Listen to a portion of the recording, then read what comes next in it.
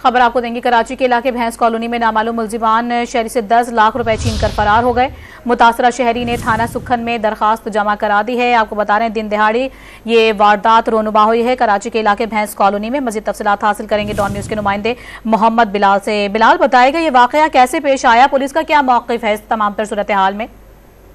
जी बिल्कुल, देखिए भैंस कॉलोनी में शहरी से 10 लाख रुपए छीन लिए गए। 12 से ज्यादा मुलजिमान ने शहरी से पैसे छीने, जबकि मुतासरा शहरी थाना सुखन के बाहर पहुंच गए। पुलिस ने शहरी शाहनवाज से दरखास्त भी वसूल की है, जबकि पुलिस जराये की जानिब से बताया गया है कि शहरी भैंस कॉलोनी हाउस से जानवर फरोख्त करके आया था कि उस दौरान मोटरसाइकिल सवार मुसल्लह मुलजिमान पीछे पहुंचने के बाद इसको तशद्दुद का निशाना भी बनाया और इसके बाद जो रकम थी 10 लाख रुपए वो छीन कर बासानी अब फरार हो गए।